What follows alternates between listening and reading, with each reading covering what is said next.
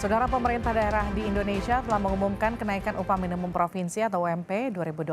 Di saat bersamaan, pemerintah juga memutuskan adanya kenaikan gaji aparatur sipil negara, termasuk PNS, TNI, dan Polri. Persentase kenaikan upah minimum provinsi 2024 berkisar antara 1,2% hingga 7,5%. Sementara persentase kenaikan gaji ASN lebih besar dibanding kenaikan UMP sebesar 8%.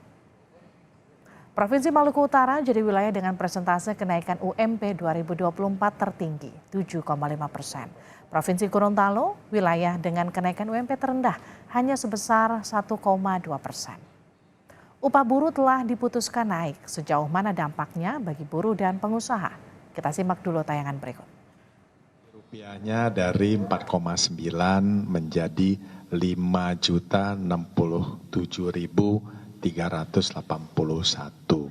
Kalau di DKI sebenarnya ada kelebihannya, ya. Pemda DKI selain menetapkan UMP ada namanya Kartu Pekerja Jakarta. Kartu Pekerja Jakarta mereka mendapatkan bantuan subsidi transportasi gratis. Lantas secara otomatis mendapatkan subsidi pangan. Tahun depan, DKI Jakarta masih menjadi pemegang UMP tertinggi sebesar Rp5.067.381. UMP DKI naik 3,6% atau sekitar Rp165.000 dari sebelumnya yang ada di angka Rp4.900.798. Di saat yang sama, gaji ASN juga diputuskan naik, yakni sebesar 8%. Meski sama-sama naik, elemen buruh protes karena kenaikan UMP terlampau kecil. Mereka menolak persentase kenaikan yang ada karena dianggap merugikan buruh. 3,6% itu kan nggak sampai setengahnya naiknya gaji PNS TNI Polri 8%. Di seluruh dunia, saya ILO Governing Body, salah satu pengurus Badan Perserikatan Bangsa-Bangsa berkantor di Jeneva. Nggak ada di seluruh dunia gaji PNS 2 kali lipat naik daripada gaji buruh swasta, nggak ada. Hanya di Indonesia. Kalau alasannya PNS tidak pernah naik 3 tahun, sama, buruh juga nggak naik 3 tahun kok, 2020, 2021, 2022. Itulah alasan pertama kita menolak kenaikan upah minimum yang rata-rata kisaran 3,2 sampai 4,4%. UMP DKI misal 3,6% naiknya, atau kalau dirupiahkan sekitar 165.000. Itu merugikan buruh. Menjawab keluhan buruh, Kemenaker menjelaskan, kenaikan kecil karena upah minimum provinsi tidak diperuntukkan bagi pekerja yang masa kerjanya di atas 1 tahun. Kebijakan upah minimum itu kan sebenarnya hanya untuk pekerja dengan masa kerja 1 tahun ke bawah. Ya, 1 tahun ke bawah.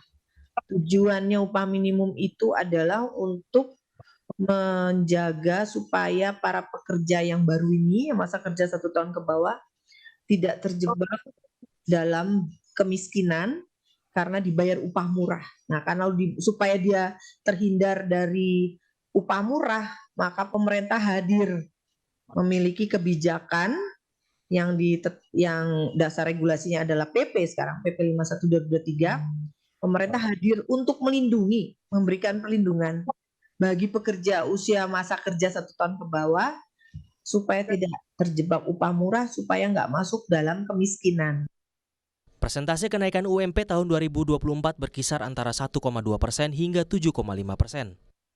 Provinsi Maluku Utara menjadi wilayah dengan persentase kenaikan UMP 2024 tertinggi, yakni sebesar 7,5%. Sementara Provinsi Gorontalo menjadi wilayah dengan kenaikan UMP terendah, hanya sebesar 1,2%. Menurut Sarman Simanjorang, anggota Dewan Pengupahan Nasional, besaran kenaikan UMP sudah sesuai regulasi. Namun kedepannya perlu dibuat formula tepat agar UMP mendekati keinginan buruh dan sesuai kemampuan pengusaha. Bagaimana kita ke depan mampu menciptakan formula yang tepat dalam hal ini, ya, karena terus terang bahwa masalah upah ini kan bukan hanya kepentingan daripada serikat pekerja, tapi juga kepentingan pelaku usaha juga ada di sini, gitu loh. Artinya bahwa bagaimana kita ke depan mampu membuat suatu formula yang mendekati bisa diterima semua pihak, akan tetapi kenaikan UMP itu harus sesuai dengan kemampuan dunia usaha. Kenaikan UMP tiap tahun kerap jadi perdebatan antara pemerintah dan pekerja. Nilainya yang terlampau kecil dianggap tak cukup memenuhi kebutuhan buruh di tengah kenaikan harga bahan pokok dan inflasi. Tim Liputan, Kompas TV.